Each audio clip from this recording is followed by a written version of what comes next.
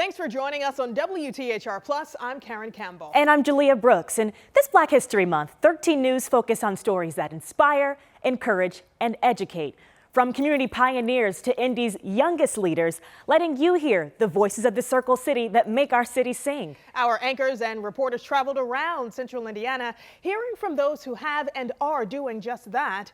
It was also nice to hear from some of our members of our own team about what Black History Month means to them. A lot of faces are familiar, but there are some you don't always get to see on TV, but keep us going behind the scenes. And we actually started off the month of the trip backstage. Well, you might be familiar with the District Theater. It's on Massachusetts Avenue in downtown Indy. But did you know it's also the home of the Indianapolis Black Theater Company? Well, now in its second year, the IBTC members and leadership are eager to fill theater seats and elevate Black stories.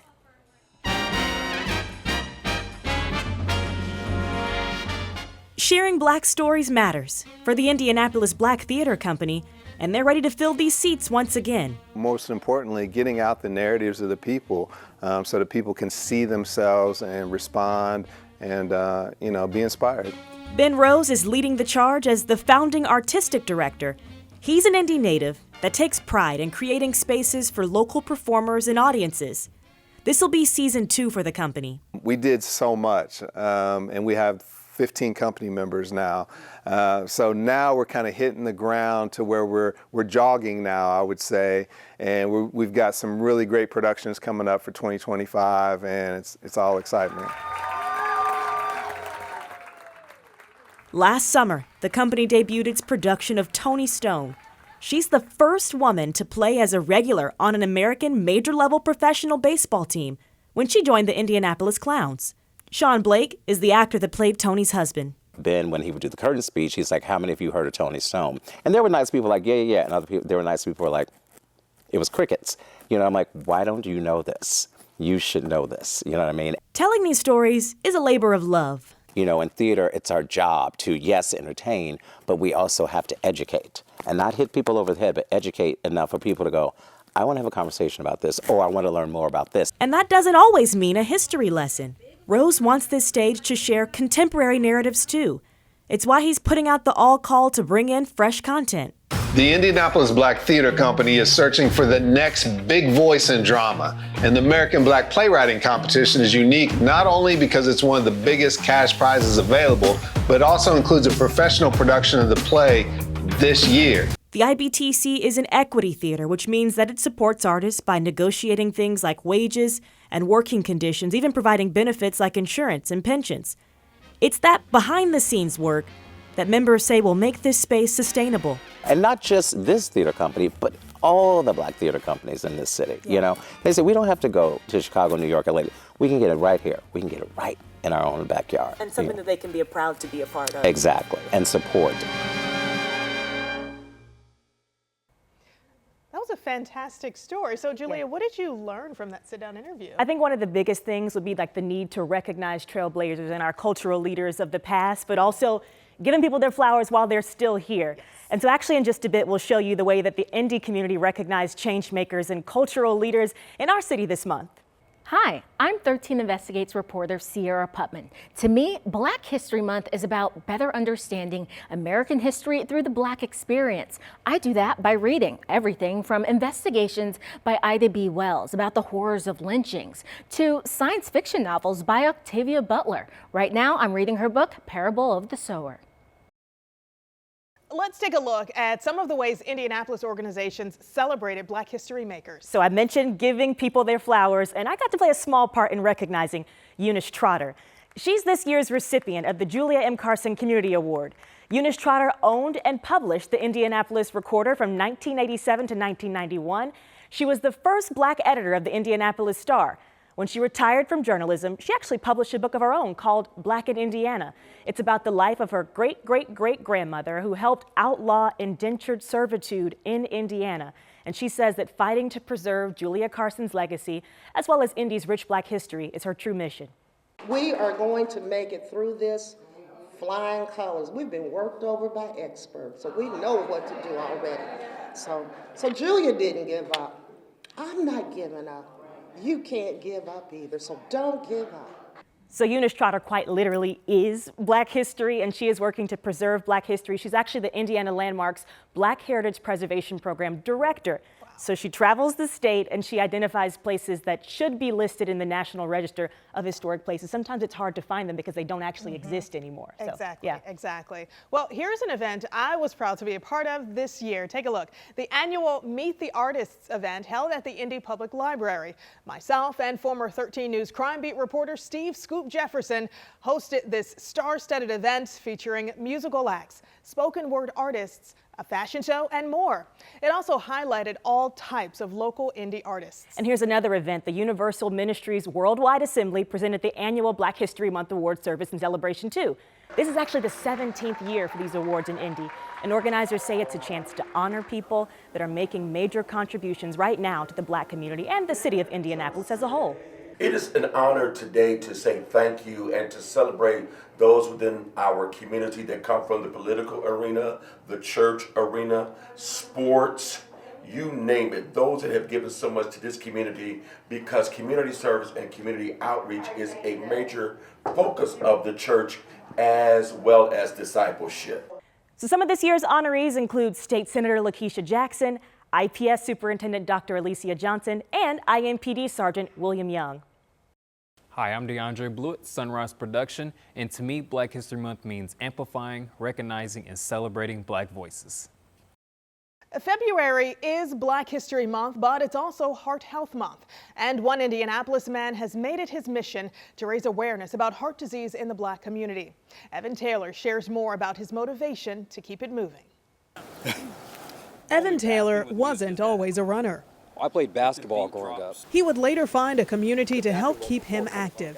When I joined Black Men Run, running a 5K every Saturday, I was like, this is something different. I'm used to a quick out and back. He fell in love with Black Men Run, a group that started in 2013 that's now nationwide. The group encourages health and wellness among Black men.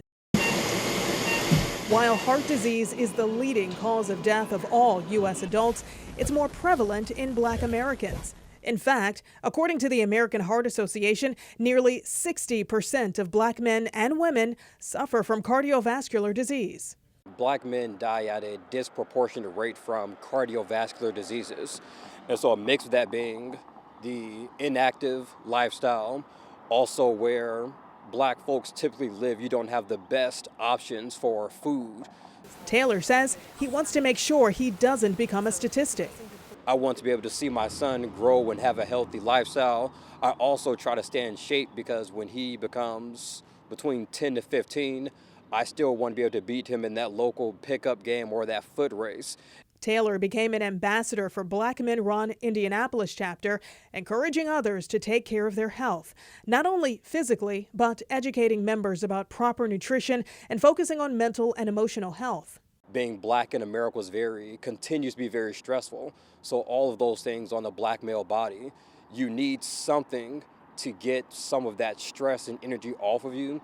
Black men who come together for more than just running, they form a bond, a brotherhood. If you walk with us just a mile, you've lapped everybody on the couch. And so as long as you're up and moving and active, that's our main goal for all Black men. A simple step that can lead to a healthier future. It is so important to keep moving because every small step counts. Well, this next story is one that is near and dear to us as broadcasters, a man that paved the way on the airways and made a difference in the lives he touched. Amos Brown may have been born in Chicago, but he made his mark here in Indianapolis. We're dealing with people's lives. His Afternoons with Amos radio show and his Just Tellin' It column in the Indianapolis Recorder were two of the ways that he connected with Hoosiers before he died in 2015.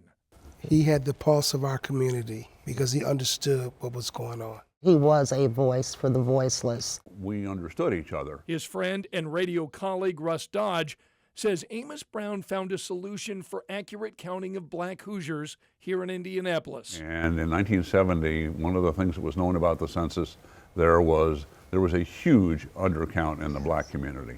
And that meant a lot of things, not the least of which was dollars that could come from the federal government. Dodge said Brown created a public service campaign that worked. And when the 80 census data was released, Indianapolis had one of the lowest undercounts in the black community of any place in the country. Eunice Trotter worked with Amos Brown at the Indianapolis Recorder, our city's longtime African-American owned weekly newspaper. Amos was a voice that was respected. He was small in stature, but big in influence, big in intellect. Trotter said Brown was a champion for affirmative action, allowing the African-American community to have a voice and a place in this city in many realms, be it politics, be it, voting, be it housing, be it, jobs. State Representative Greg Porter called Amos Brown a mentor. And he was all about social justice. And when I say, from feeding people, from Moselle Sanders, from the Kennedy King Memorial Initiative to the Urban League, the MC and all the events here throughout the city, from the barbershop to the beauty shop to wherever shop they are, will understand what it meant for them to be involved in their community. Those who knew Amos Brown said his legacy is huge, his shoes difficult to fill. When he died, what did our city lose when he passed away? We lost a monumental voice. We lost an individual who people trusted. He is missed. Amos is missed. We have lost a tremendous voice in this community, and he'll live on in my heart forever. Brown's legacy continues to inspire conversations about history, community, and the impact of those who came before us. And speaking of those that came before us, the legacy of the Tuskegee Airmen runs through Kokomo. When we come back, Felicia Lawrence shares this story and her personal connection to these Tuskegee Airmen. I'm 13 Sunrise anchor Jalea Brooks, and Black History Month to me means reflecting with your own family and to know and be proud of who you come from. So this is my grandma, Bernice Clark, featured in Jet magazine as the first Black registered optometric assistant in the nation. And interviewing her for a class project in elementary school is still a memory that I will always hold dearly. We know it's so important to celebrate the trailblazers and change makers in our community, and sometimes the people that you know and love. Happy Black History Month. Felicia Lawrence is joining me now. And Felicia, you have quite the interesting story of something you covered out in Kokomo. Yes, we've heard of the Tuskegee Airmen. This is the all-black squadron that fought during World War II on behalf of our country and broke down racial barriers in the military. Amazing story, and we have 5 of these heroes right here in Kokomo, Indiana. Of all the life lessons Dennis Morgan learned from his father, the most important, he says, was how to live. He instilled in me to work hard, go above and beyond. Going above and beyond is something his father likely learned during one of America's most important chapters in history, World War II. Dennis Morgan, a proud son of Gordon Morgan, who was a Tuskegee Airman. It gave me goosebumps to see the mural and to see how they were honoring not only my father, but the other men of Howard County that participated at Tuskegee. 5 men from Howard County served as Tuskegee Airmen. During the war, those legendary teams destroyed 260 enemy aircraft and accumulated 850 medals for their service and valor. So there's definitely some Indiana connections, but when we really localize it, and we found 5 Tuskegee Airmen from this community, that was very notable. We had to do something special for that. And through this mural in downtown Kokomo and an engaging exhibit with NOLA World and Artworks Gallery, families like the Morgans can relish in that pride. My name is Catherine Putnam. I am the only granddaughter of Gordon Morgan and Alexine Morgan. My grandmother is the very first Rosie the Riveter right here. And this was the very first picture we've ever seen of her actually in the plant and actually on the base. So this was something that took us all back. People often talk about Tuskegee Airmen, but there were women in service too. During World War II, they served as nurses, mechanics, supply pilots, and secretaries. She was only 15 years old on that base, and my grandfather was 19. So when they met and they got married on that base, this was the foundation of how my family has come together. It's just a humbling thing to think that your father and others like him sacrificed for your freedom that you have today. Excellence is the key, and the Tuskegee Airmen really show us that excellence was what they were striving for, not only in their service to the United States, but also in their service to the community afterwards. After his service, Gordon Morgan returned to his hometown of Kokomo and built a house for his family that still stands today. He became a postal worker and served on the local school board, and it's that life of service that is a part of his lasting legacy in Kokomo. I'm sure that my father was working to accomplish a better life for not only his family, but the community at large. Gordon Morgan, Sergeant Andrew Donegan, Lieutenant John McClure, Lieutenant Colonel Bennett Hardy, and Major Cunningham, Kokomo's 5 Tuskegee Airmen and hometown heroes to salute. Well, Felicia, you also found a connection to the Tuskegee Airmen. Yes, a personal connection. We have been able to confirm, the historians helped me do that. My grandfather was a Tuskegee Airman. He was born in 1907. He passed in 1993, so I only knew him as a young child. But he was part of the 366th Service Squadron for the Tuskegee Airmen, and we have his draft card as well as an old ID. And it is just amazing to be able to connect to this history. It's something that I can't wait to share with my son. Yeah, that is so amazing, that connection that you found. All Absolutely. right, thanks, Felicia. Well, now it's time to hear from another member of our 13 News team about what Black history means to them. Check it out. My name is Evan Tillery. I'm a broadcast director here at WTHR, and what Black History Month means to me is acknowledging the sacrifices created for me and hopefully paving the way for someone else. Matthew Foltz is sharing this next story with us. We've looked at some true blazers, and now some of Indy's youngest leaders are blazing their own path. A group of students here in Indy are trying to write their own history at the State House. Make sure your introduction slide is before your why this matters purpose of talk. Inside the former Francis Bellamy School on Indy's east side, this is the 60% of gun deaths in America. These students are practicing a presentation they hope will impact trends involving people in their age group. Mental health impacts how we think, feel, and act. They're part of the Power Promise program started by the Indy organization called Voices. The program puts students through an 8-week leadership training program. This presentation is for informational purposes only. 20-year-old Rakaya Scafie is sharing her voice about her personal experience surrounding a recent mental health crisis. It resulted to me being depressed, having anxiety, not being able to speak up for myself when it comes to being depressed, so I was going through a lot of things alone. For 17-year-olds Trey and Joel, it's about voicing their concerns about the gun violence trends they're seeing on the streets of Indy. According to Metro Police, last year the city had over 200 homicides. It wasn't never really like something that was a major problem until like recently now. So if we just have your undivided attention. So the students had their voices heard at the Indiana Government Center in front of state workers. Anxiety and depression are the most common for our youth. So it's the circumstances that leads them into that mindset of making them bad decisions. And what happened next shocked them. Once somebody had mentioned the influence, so if all I listen to is drill rap music every day and my cousin gets shot, what is my mindset gonna be? The students' voices led to an unexpected open dialogue with a room full of state employees listening to their concerns like gun violence. So I really think that we're failing our young people. Their voices also sparked dialogue about the impacts of social media and young people. You still compare yourself to those lives, and I think all of that leads to I'm never going to be enough, I'm never going to be good enough or smart enough or pretty enough. In the end, these young Hoosiers are proud of their voices being heard and hope state lawmakers are listening too. Growing up, especially with a single mom, I was taught that closed mouths don't get fed, and we can't want change if we are not being a change. Change they hope comes sooner rather than later. So, Matthew, what did you take away after hearing from these young people? Well, I mean, I think the biggest thing was that these are issues that's really impacting their community. You know, we talk about it, we see it so much in the news, you know, gun violence, mental health.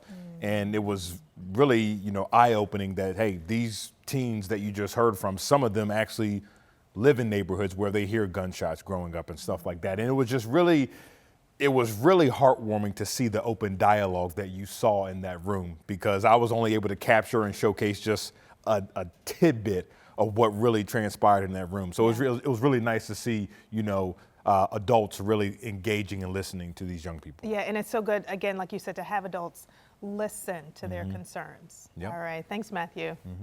Well, now let's hear from more of our 13 News team about what Black History Month means to them. 13 News anchor Felicia Lawrence here, and Black History Month is a time to be inspired while honoring the past and forging into the future. I think of people like Frances Marshall Eagleson, the first Black woman to graduate from Indiana University in 1919. Hailing from Rushville, Indiana, she arrived on campus in Bloomington with $1.25. At this time, Black students couldn't even live on campus. After graduating with an English degree in 1919, she became an educator and university administrator for several decades. Her tenacity inspires me and hopefully inspires you too. Well, check this out. Some young authors in Indianapolis got the chance to showcase their talents. More than 80 newly published authors got the opportunity to sell their books, including a mom and a daughter team. So there's this super STEM character. Her name is Nyla Nova, and she goes on adventures. And she goes on STEM adventures, and she goes to different places and learns about them. So we got kids as young as 4, all the way up to adults as young as 75 that have came through the program and written their own books. Local musician and author Tevin Studdard started the LEAD program, which stands for Literacy, Entrepreneurship, and Dreams. We have a heartwarming story to share about Neveline Burks, who tells Emily Longnecker it's never too late to realize your dreams. When I walk down the hall, I feel empowered by these halls have so much history. At 67 years old, Neveline Burks thinks a lot about history, her own. I wanted to be a doctor. But these days, Neveline's thinking more about where she's headed than where she's been. Today, she's headed to check emails on her laptop. I don't know anything about computers. As I told you, my phone is smarter than me, but I'm learning. A desire to learn and know more is what brought Neveline to this moment, to this classroom, to Indiana's only predominantly Black institution of higher learning, Martin University. I'm a freshman. I am learning, and I'm doing it. While many people her age are settling into a life of retirement, Neveline has decided to go back to school to get a degree in psychology. The average age of students at Martin is between 25 and 37. But Neveline would never describe herself as average. I feel young at 67. It's not old to me, so bring it. Instead, it's Neveline who's bringing it, 2 nights a week when she attends classes with the goal of becoming a psychiatrist. When I come in, what's funny is they'll say, look at that old lady. I'm like, oh, lady, are you kidding? I'm young. What are you talking about? Neveline isn't afraid to show up in quite unexpected spaces. Just last month, she was among a group that visited the governor's office to advocate to include money for Martin University in the proposed budget. They need the funding because they're making differences in so many lives. The desire to make a difference is the very reason Neveline says the woman who dropped out of high school at 16, eventually earning her GED, made the decision at 67 to go back to school to get her college degree. I was watching the TV, and there was this young woman that I knew, not as a friend, but associate. Neveline says while she was watching the news, she learned the woman was killed by her estranged husband. She didn't have to die. Neveline recognized some of her own life in the tragedy and decided then and there she had to do something to prevent future tragedies. You turn on the TV, there's another woman that has been killed or battered. There's several killings at night. Hoping to change that, Neveline made plans to go back to school and get her degree. I said, here I come, Martin University. We gotta get busy, because I got a job to do. For Neveline, it's bigger than eventually earning a diploma to put in a frame. I'm not just looking for a degree, just to say I've got a paper. It's also bigger than the graduation ceremony that will be held in this auditorium. I don't even have to walk across the stage, Emily. Instead, it's about taking steps in life, no matter your age, to impact those younger than you. A younger Neveline Burks had dreams too. Now she's proving it's never too late to realize them. Here I am, 67, and I'm going to do it. Wow, Emily, what an inspiration Neveline is. Isn't she? Yeah, she was amazing. I mean, when I met her a few weeks ago at the governor's office, she had been there with a group of folks, as you saw in the story, advocating for funding for Martin University. You know, she came and she said, look, I'm a freshman, and she just had this, story, and I thought it was amazing. So I said, hey, would you talk to us about that? Because the decision, I mean, think about it, when most people at that age are thinking, okay, let me plant a little flower garden and let me take a rest. I've worked all of my life. She decides, no, I'm going to go be a freshman in college and get a degree, all because she wants to help people. And it was something that she really has wanted to do for many years, to go back to school. And then when she saw that story about that young woman that she knew who had been, killed in a domestic violence incident, that was it for her. She said, I've got to do this. I've got to make this happen. I've got to get back to school. I want to get that psychology degree. Nice. And I want to help people, young people in my community, have